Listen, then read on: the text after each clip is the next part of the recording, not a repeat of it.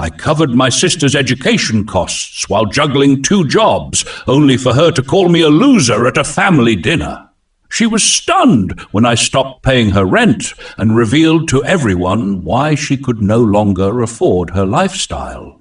When my younger sister, Riley, was accepted into her dream university, the whole family acted as though it was the greatest achievement ever. My parents were glowing with pride. Riley was already talking about her future career, and I stood quietly in the corner, silently calculating how this would all work. My parents couldn't afford her tuition. They'd made that clear with hints during family conversations. "Riley is so bright, but college is so expensive these days," my mother would say, looking at me as if I didn't know where this was heading. I didn't have much myself. I was working as a mechanic and trying to save for a house, but Riley was my sister, and I thought, what's the harm in helping? So I pitched in. Initially, it was small things like buying her textbooks and covering some groceries, but it didn't end there. Soon, I was paying her rent, utilities, and even funding her nights out when she needed to de-stress. Each time she asked for money, there was an excuse. "I'll pay you back when I graduate." Or, "Mom and Dad can't help right now." What made it worse was that my parents acted like I was obligated to help. "Family helps family," they would say, as if I wasn't already working myself to the bone with 2 jobs just to keep everyone afloat. Riley, on the other hand, acted as if the world revolved around her. She posted photos of lavish dinners and weekend trips, smiling as if none of it was coming out of my pocket. I kept telling myself it was temporary. Once she graduates, it will all be worth it, I thought. But deep down, I was beginning to resent the fact that my life was on hold while hers was advancing rapidly, and I was paying for it. I thought things would improve once Riley settled into her college routine. Maybe she would realize how much I was doing for her and show some appreciation, but her sense of entitlement only grew stronger. The first real sign was her spending habits. While I was skipping meals and working late shifts to cover her rent, Riley was flaunting her new wardrobe on social media. Designer handbags, trendy shoes, fancy dinners, things I could never afford for myself. At first, I tried to justify it. Maybe she got a part-time job, or maybe she was just showing off for appearances. But when I asked her about it, she shrugged it off. "Everyone at school dresses like that," she said. "I don't want to look out of place." It wasn't just her attitude toward money, it was everything. She treated me like an ATM, never asking how I was doing or if I needed help. My parents weren't any better. Every time I tried to talk about how hard I was struggling, they guilted me into staying quiet. "She's your sister," my mother would say. "She's building her future. You should be proud to help her." But it wasn't just helping, it was sacrificing. My weekends disappeared, my savings disappeared, and the house I had always dreamed of? Gone. Meanwhile, Riley couldn't even be bothered to send a thank you card. Instead, she called to complain about her professors, her workload, or her roommates. She never once asked how I was managing 2 jobs just to keep her comfortable. The resentment I had buried began to boil over. I was tired of being treated like my life didn't matter as long as hers was moving forward. The tipping point came when Riley casually mentioned she was thinking about studying abroad for a semester. She didn't even ask if I could afford it. She just assumed I could handle it. "I think it would be such a great experience," she said on the phone, her tone light and carefree. "The program costs a little more, but it's a once-in-a-lifetime opportunity, right?" I was stunned. I could barely keep up with her regular expenses. And now she wanted me to fund a semester abroad. When I brought it up to my parents, hoping they'd finally come to their senses, they doubled down. "It's an incredible opportunity," my mother said. "You'll figure it out. You always do." I was floored. There was no recognition of how hard I was working, no concern for my well-being, just the assumption that I'd keep sacrificing because apparently that was my role in the family. Meanwhile, Riley's behavior became more difficult to ignore. She'd call to complain about trivial things, like how her roommate borrowed her shoes or how the campus cafeteria didn't serve real lattes. She even began making subtle jabs at me. She'd laugh about how I was always working and joke that I was married to my job. "You know she doesn't appreciate you," a coworker said one night when I was venting. "You bend over backward for her, and she acts like you owe her." For the first time, I started to think they might be right. Family dinner was supposed to be a casual get-together. My parents invited me over to catch up, and Riley was home for a break. I didn't want to go, but I thought I could endure a few hours. When I arrived, the tension was already palpable. My parents were doting on Riley, asking about her classes, her social life, and whether she needed anything for school. I waited in silence, hoping anyone would ask how I was doing. But of course, no one did. Halfway through dinner, Riley started talking about the study abroad program again. She went on and on about how amazing it would be and how everyone she knew was doing it. She looked straight at me and said, "I hope you're ready for a little extra work, big brother. These programs don't come cheap." I froze.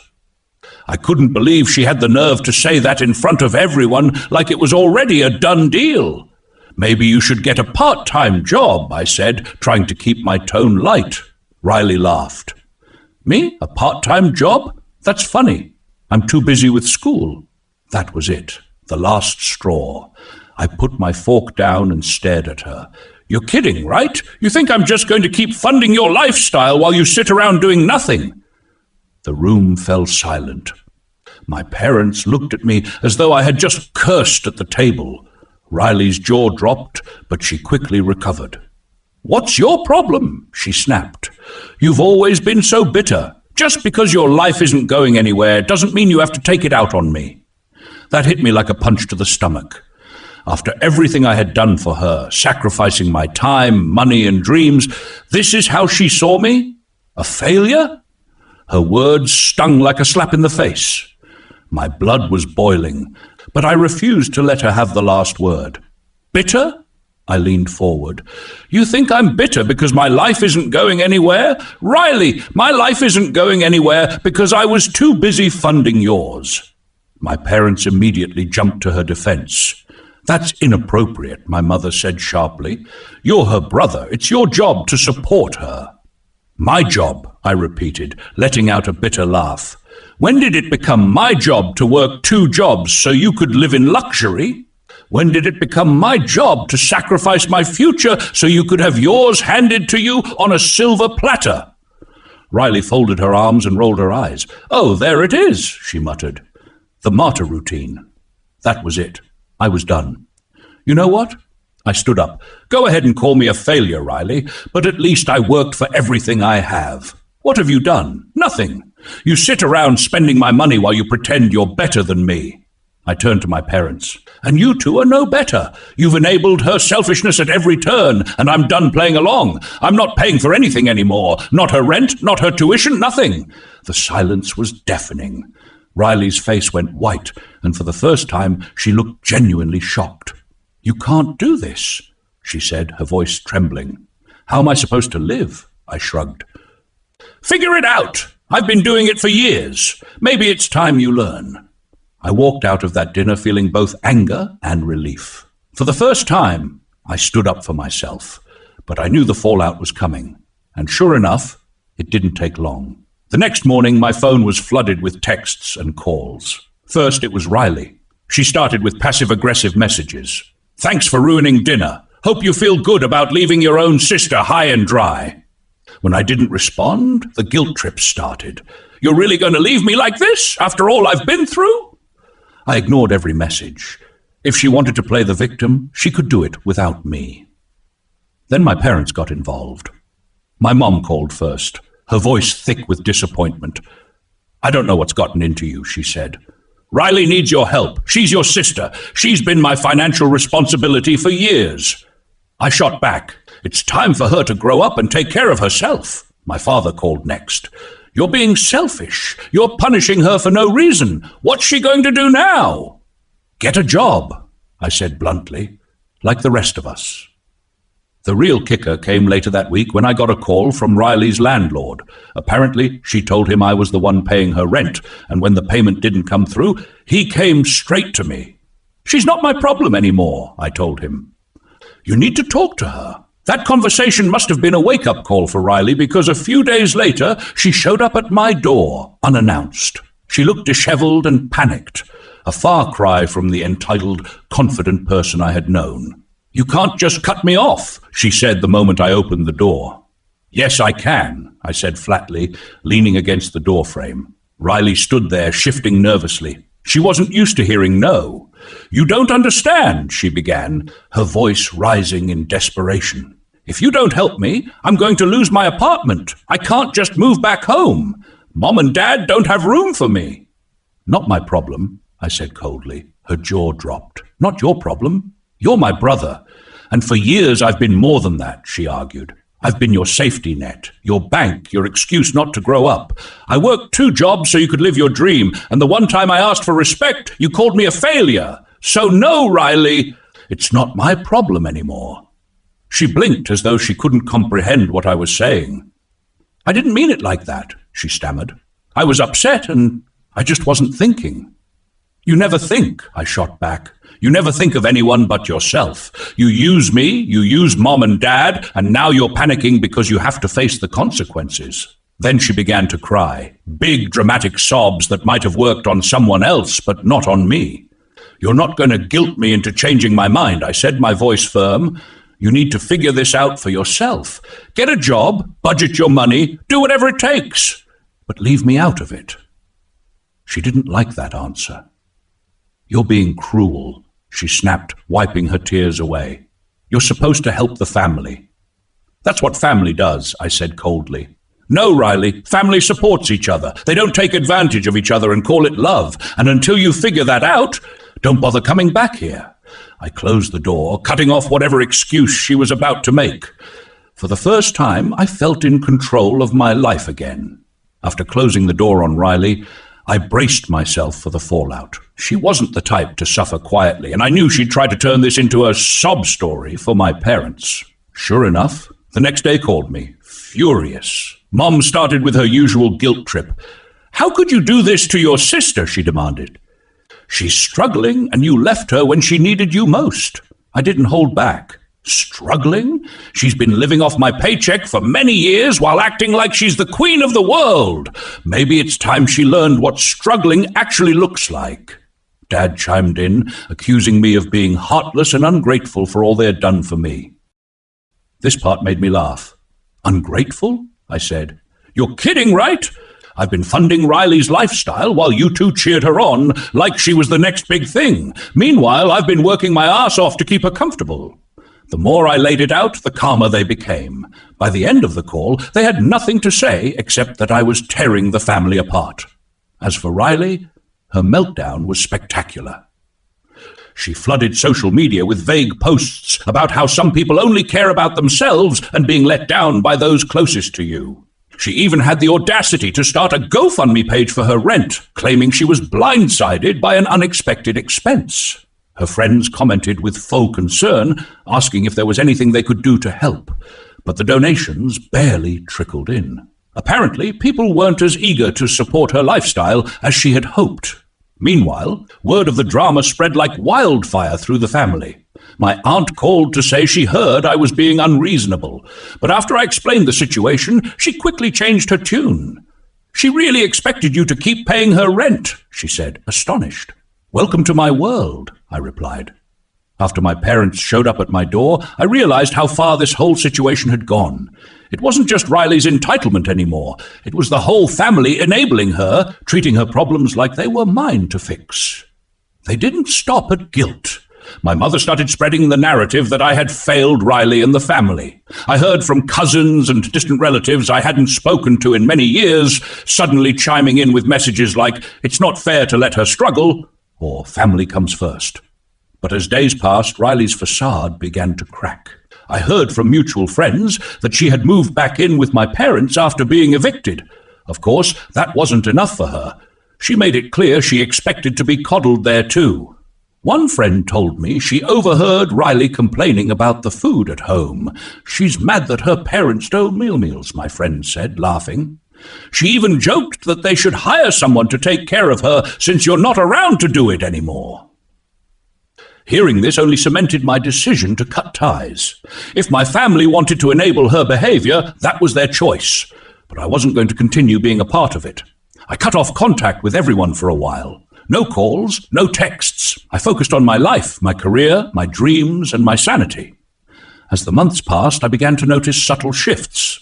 Riley eventually took on a part-time job at a coffee shop. My parents didn't mention her exploits anymore. There were no more guilt trips or passive-aggressive remarks. As time went on, things began to settle.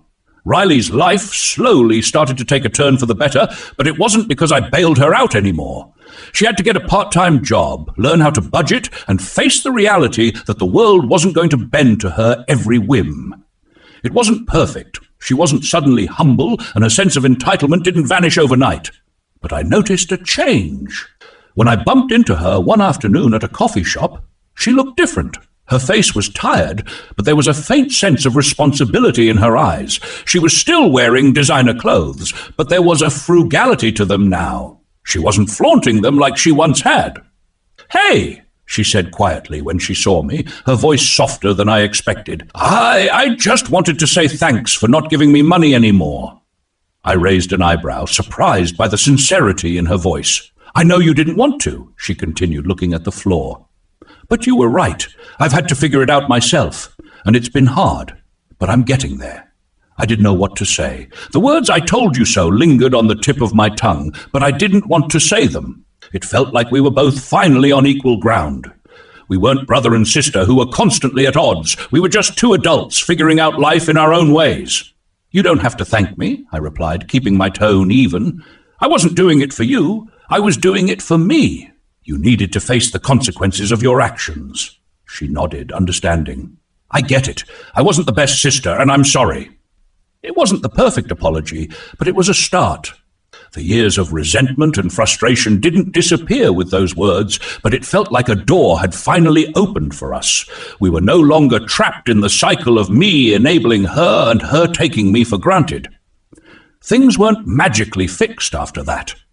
It took time for me to trust her again and for her to show me that she had truly changed. But as the months went by, we slowly started to rebuild our relationship, not on the foundation of financial support or guilt, but on mutual respect and understanding. My parents, meanwhile, never fully came around.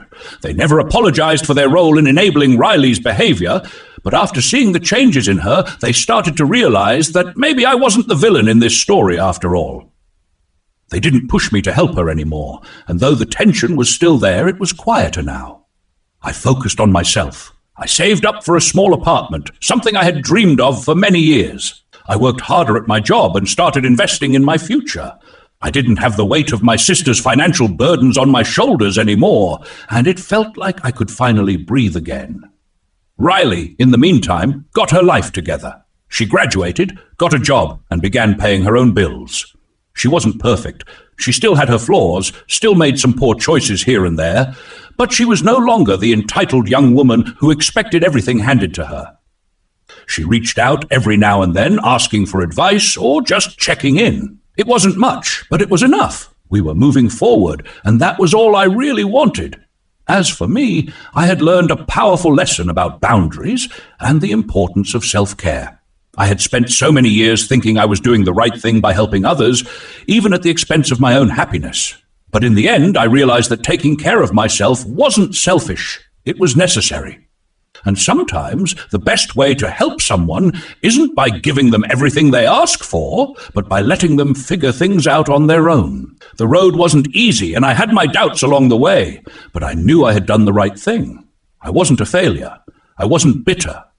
I was just a person who finally put themselves first, and that was the best decision I had ever made. As time passed, I began to see the fruits of my decision to step away from the endless cycle of helping and enabling. It wasn't easy, and it wasn't without its moments of doubt. There were times when I wondered if I was being too harsh, too cold, but then I would remind myself why I'd made those choices in the first place. I had spent too many years sacrificing my own dreams and well-being for the sake of others. I had built up this belief that helping my family, especially Riley, meant putting myself last. But in doing so, I had lost sight of my own worth. When I finally stopped, I realized just how much I had been neglecting myself. I began to rediscover parts of me I had long forgotten, passions, interests, and goals that had always been buried under the weight of everyone else's needs. I traveled to places I had always dreamed of, took weekend trips to explore new cities, and started taking up hobbies I had put on hold. I took time to enjoy life, not because I owed it to anyone else, but because I deserved it. My mind, once clouded with guilt, slowly cleared, and I felt more at peace than I had in many years. Riley, for her part, began to grow into the person she needed to be, even though it wasn't a smooth transition. She had to learn how to balance work, school, and her personal life without leaning on me. She experienced the same frustrations I had felt, but in the process, she started to take ownership of her life. The girl who once saw the world as a place that owed her everything was now learning the hard lessons of responsibility. One afternoon, many months after the fallout, she called me. There was no drama, no guilt trips, just a simple, honest conversation. "Hey, I just wanted to check in. How are you doing?" she asked. I could tell it wasn't just a courtesy call. She genuinely wanted to know. "I'm good," I said. "Better than I've been in a long time. How about you?" She hesitated for a moment, then spoke with an openness I hadn't heard before. "It's been tough. I'm still figuring things out, but I'm managing. I don't take what you did for me lightly anymore. I get it now." I didn't respond right away. There were so many things I wanted to say, so many years of frustration and resentment that I had never fully expressed. But in that moment, I realized something. Maybe I didn't need to say anything more. She was learning, she was changing, and that was enough. "I'm proud of you," I said, my voice steady but sincere. It wasn't the grand gesture of reconciliation I had once imagined, but it felt right. There was no need for grand apologies or sweeping declarations. We were both on different paths now, and that was okay. She had become her own person, and I had finally become mine. The relationship we had now was different, but it was healthier. We both understood the importance of boundaries. She knew that I would always support her, but I would no longer be her safety net. She had to take responsibility for her life, just as I had to take responsibility for mine. My parents, while still a little upset with my decision to stop helping Riley, had slowly begun to understand. It wasn't an easy pill to swallow for them, but they could see that I was finally living a life that was mine. I was no longer the sacrifice, and it was something they eventually respected. They didn't pressure me to go back to my old role, and though our relationship remained strained at times, it was clearer now that we were all learning, in our own ways, to navigate life without relying on each other for everything. Riley had her ups and downs, but she slowly started finding her own footing. The family, while still very much imperfect, had started to shift. It wasn't a sudden transformation, and there were still moments when the old patterns would creep in. But it was progress. And progress, I realized, was enough. For the first time in many years, I felt like I was living for myself, not for the expectations of others, not to meet someone else's needs, but for me. I had learned the importance of saying no when it mattered and saying yes to myself when I needed to. I wasn't a failure, and I wasn't bitter. I was just someone who had learned the hard way that sometimes the best way to help others was to help yourself first. Years passed, and the echoes of my decision to cut ties with Riley and my parents seemed to fade into the background. My life was different now. I had rebuilt my sense of self, started a new career, and cultivated friendships with people who respected my boundaries. I thought I had finally figured it all out. I was living a quiet, fulfilling life, one where I no longer bent to the whims of family obligations. I was at peace. One evening, as I was unwinding at home after a long day, I received an unexpected text. It was from Riley. "I need to talk to you. Can we meet?" My stomach sank. It had been a while since we last spoke, and I'd assumed she had moved on, figured out her own path. What could she possibly want from me now? I hesitated, but ultimately agreed. We met at a coffee shop a few days later. When I saw her, I almost didn't recognize her at first. She looked older, more mature, more grounded, but there was a heaviness in her eyes that made me nervous. "Hey," she said quietly as we sat down. I didn't know where else to turn. I nodded, trying to keep my expression neutral. "What's going on, Riley?" She took a deep breath, her hands trembling slightly as she stirred her coffee. "I've been thinking a lot about everything, about how things went down, how I treated you, and I need to apologize. I can't even begin to imagine what it must have felt like, being the one who always had to pick up the pieces." Her voice cracked as she spoke, and for the first time in years, I saw the vulnerability that had been buried beneath her entitlement all along. It hit me harder than I expected. I had spent so long holding on to my resentment, building up this wall around myself, that I hadn't anticipated this kind of admission from her. "I was selfish," she continued. "And I know I hurt you in ways I'll never be able to fully fix, but I've been through a lot these past few years, and I've had to learn the hard way that the world doesn't owe me anything. I've had to grow up, and I wish I had done it sooner. I'm sorry." I didn't know how to respond at first. My mind was swirling, filled with all the things I had carried with me for so long, the guilt, the resentment, the frustration. But now, looking at her, all I could feel was something different. Maybe it was empathy. Maybe it was something more. "You've really changed," I said softly, unable to mask the surprise in my voice. "I never thought I'd hear you say something like that." She smiled faintly, but there was no trace of the arrogance that had once defined her. "I didn't think I'd say it either, but you were right. I needed to figure it out on my own. And I'm not asking for anything. I don't expect you to take me back or do anything for me. I just wanted you to know that I see what I did, and I'm sorry for everything." I sat there in silence for a moment, my mind racing. Was this the closure I had been waiting for? Could I really forgive her, after everything? "Riley," I said slowly, "I've been carrying around so much anger for so long. It was hard for me to see past it. But hearing you say all this, it means something. It means a lot. For a while, neither of us spoke. The years of tension, the pain, the hurt, it all seemed to hang in the air between us, but for the first time, I could feel it starting to dissipate. It wasn't gone, not entirely, but it was lighter. We were different people now, each of us shaped by the choices we had made. Finally, I stood up. "I'm glad you came, but I think we both know that what happened, happened. There's no going back." She nodded.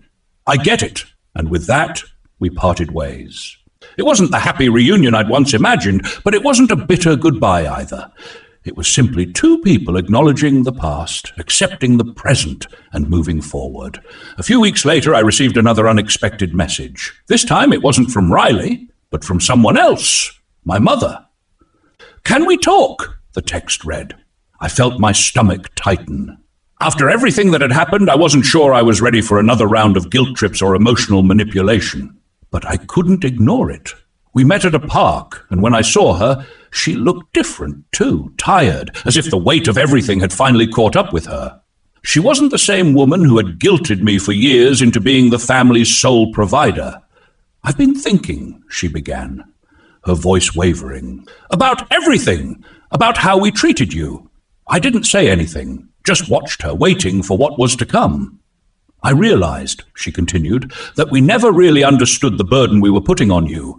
I've seen what Riley's been going through, and I know now that we failed you.